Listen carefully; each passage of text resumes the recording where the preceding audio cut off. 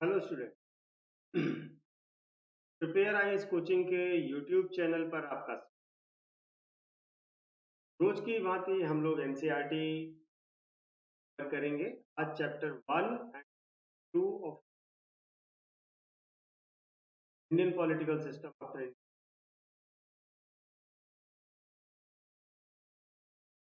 Question answer के माध्यम से। तो इसके चैप्टर 1 और 2 को लेकर जो क्वेश्चंस बने हैं उस पर आज डिस्कशन शुरू करते हैं। क्वेश्चन जो नंबर 1 है वो कहता है कंसीडर द फॉलोइंग स्टेटमेंट, यानी कि निम्न कथनों पर विचार।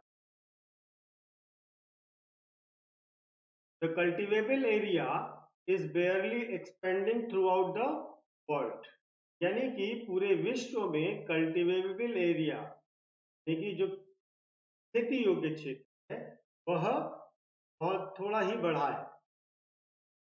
तो सही बात है, पॉपुलेशन बहुत ज्यादा बड़ी है, कल्टिवेबल एरिया कम, डिक्लाइन ही होगा।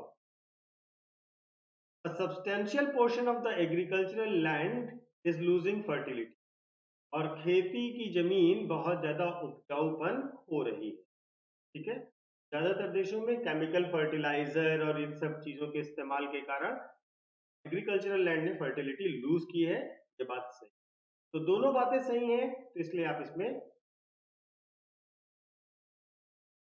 Question number 2, which among the following developments are posing the risk to environment in a substantial way, देखिए निम्नलिखित में से कौन सी विकास है जिन्होंने पर्यावरण पर एक बड़े तौर पर नुकसान पहुंचाए।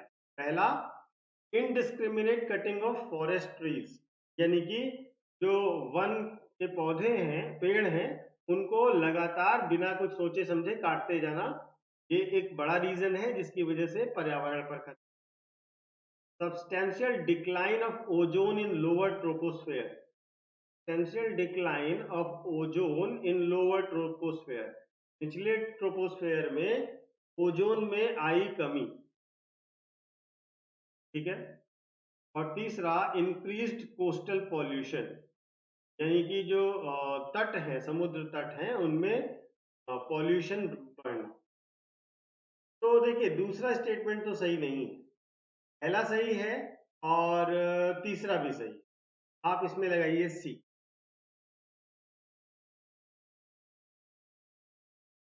अब आते हैं क्वेश्चन नंबर 3 पर। Limits to growth, a report A report dramatizing the depletion of earth resources was published in 1972.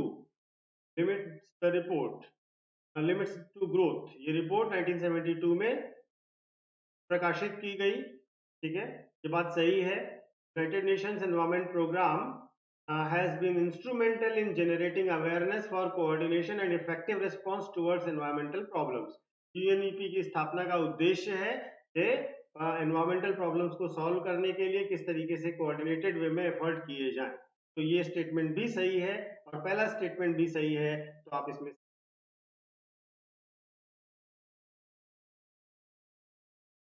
Next consider the following statements. Number 1, the Rio de Janeiro summit of 1992 is also known as Earth Summit. जी, जो Rio summit हुआ था 1992 का, उसी को हम लोग अर्थ summit कहते हैं। Our common future report is published by Bertland Commission 5 years after Earth Summit. नहीं, ये स्टेटमेंट तो गलत है। ठीक है, तो आप पहला स्टेटमेंट सही है तो सिर्फ पहले को ही सही लगाइए और इसमें ए को चूज।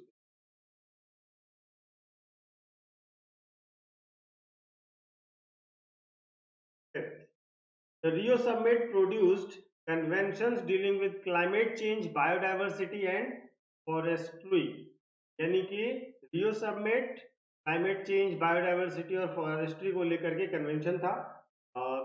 ये स्टेटमेंट है, तो ये स्टेटमेंट तो सही है। दूसरा, the list of recommendations called Agenda 21 was published at Earth Summit conference.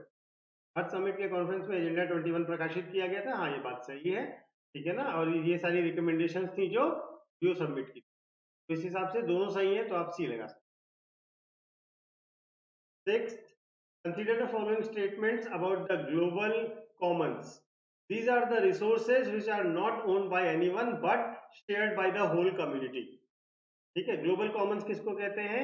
Global Commons उनको कहते हैं जो किसी एक जगह पर किसी कुछ लोगों के द्वारा ओन ना हो, किसी के द्वारा ओन ना हो, बल्कि कम्युनिटी ओन हो, सबके लिए वो रिसोर्सेज अवेलेबल हो, उनको ग्लोबल कॉमन्स कहते हैं। पहला स्टेटमेंट आपका सही है। Antarctica is an example of global Commons. Yes, Antarctica global common का एग्जाम्पल है, क्योंकि यहाँ पर किसी एक कंट्री का आधिपत्य ना होकर के सभी लोग यहाँ पर जाकर के अपने प्रोजेक्ट्स कर। There has been no agreement or treaty to global commons. नहीं, ऐसा नहीं है, ग्लोबल कॉमन्स के लिए एग्रीमेंट अवेलेबल है, तो इसलिए ये वाला स्टेटमेंट तो आपका गलत हो जाएगा। आप ए लगाइए 1 and 2। Question number 7, consider the following statements about the common but differentiated responsibilities. साझी लेकिन विभिन्न उत्तरदायित्व के बारे में बात कर रहे हैं, ठीक है। तो number 1, it takes into consideration the special needs of developing countries in tackling environmental problems.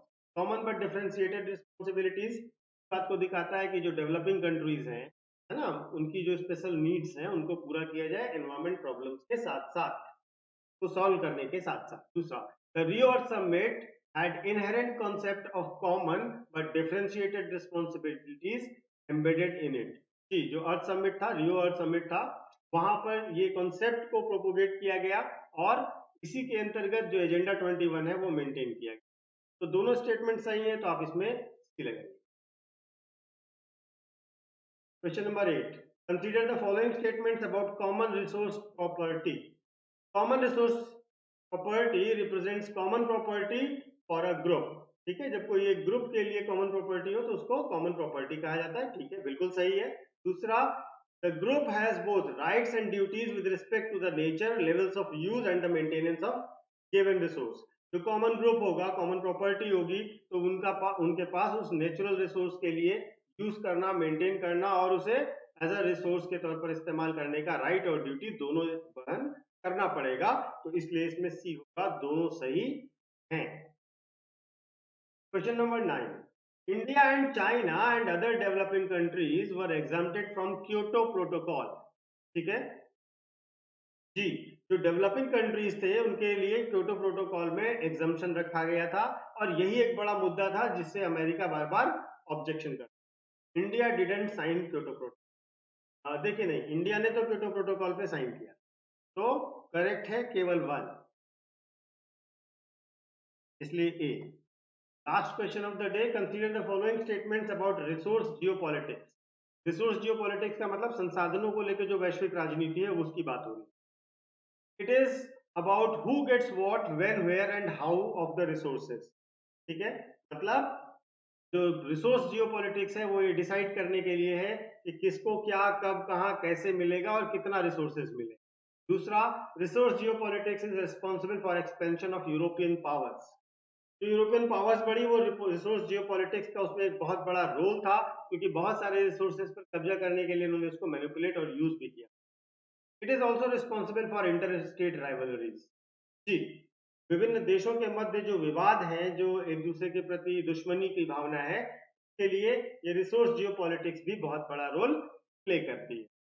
ठीक है, तो 1 2 3 तीनों सही है, तो आप डी लगाइए, करेक्ट बताना था। ठीक है, तो आज के क्वेश्चंस तो बहुत ही आसान थे। मेरे ख्याल से आप लोगों ने भी जो करके भेजा है वो सही होगा, तो आप लोग देख लीजिएगा। अगर कोई डाउट होता है तो आप लोग पूछ सकते हैं।